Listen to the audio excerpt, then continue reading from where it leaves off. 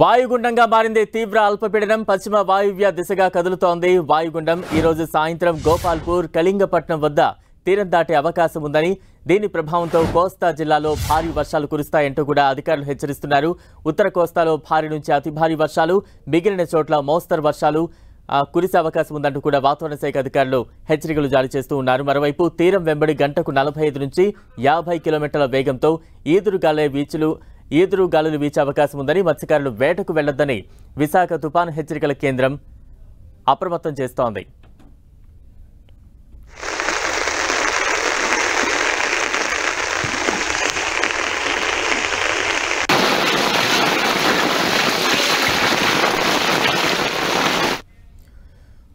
వాతావరణ అధికారుల హెచ్చరికలకు సంబంధించి తాజా అప్డేట్స్ అందించేందుకు మా ప్రతినిధి జార్జ్ సిద్ధంగా ఉన్నారు. జార్జ్,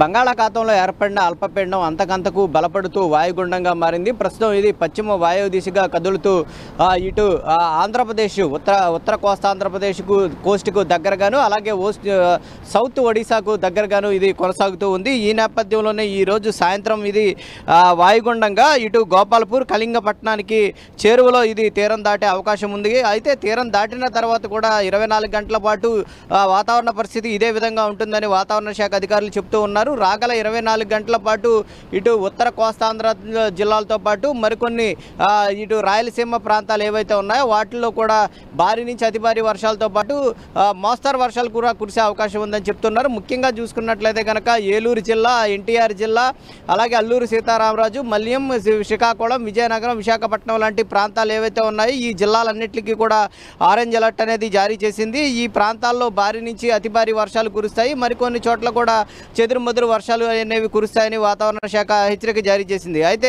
ఈ వర్షాల ప్రభావంతో లోతట్టు ప్రాంతాలన్నీ కూడా జలమయం అవుతాయి కాబట్టి ప్రజలంతా కూడా అప్రమత్తంగా ఉండాలి.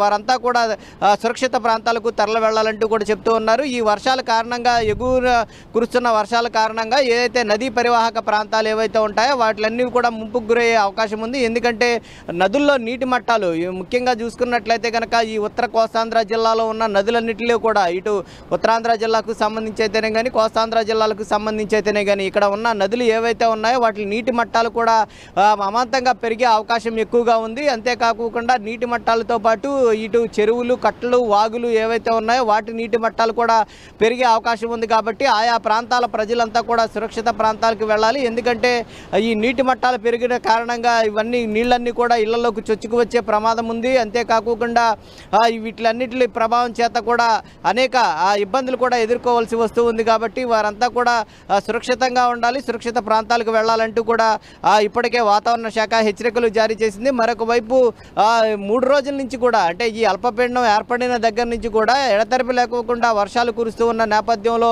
పాఠశాలన్నింటికి కూడా ఇటు 3 జిల్లాలకు ఇటు విశాఖ, అలాగే అనకాపల్లి, అల్లూరు జిల్లాకు సంబంధించి ఈ 3 జిల్లాలకు సంబంధించి కూడా పాఠశాలలు అన్ని ప్రైవేటు అలాగే ప్రభుత్వ పాఠశాలన్నింటికి కూడా సెలవులు ప్రకటించడం జరిగింది.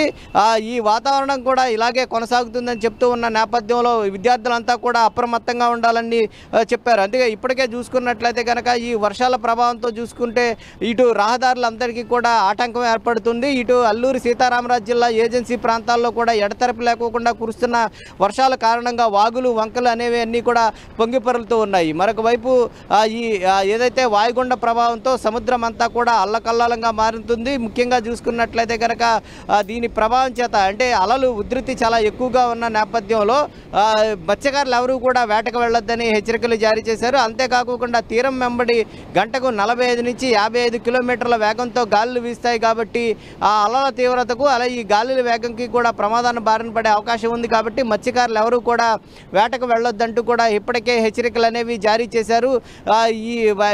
ఎందుకంటే జిల్లా వ్యాప్తంగా కురుస్తున్న వర్షాల కారణంగా ఇటు ఆరోగ్య శాఖ సిబ్బందిని సైతం కూడా అప్రమత్తం చేయడం జరిగింది. ఎందుకంటే ఇప్పటికే చూసుకున్నట్లయితే కనుక ఇటు ఏజెన్సీ ప్రాంతాల్లో అయితేనేమి కానీ ఇటు అర్బన్ అలాగే రూరల్ ప్రాంతాల్లో ఎక్కువగా ఈ డెంగ్యూ జ్వరాలు విపరీతంగా ఉన్నాయి. ఈ నేపథ్యంలోని ఈ వర్షాల కారణంగా అవి మరింత పెరిగే అవకాశం కూడా కనిపిస్తూ ఉంది.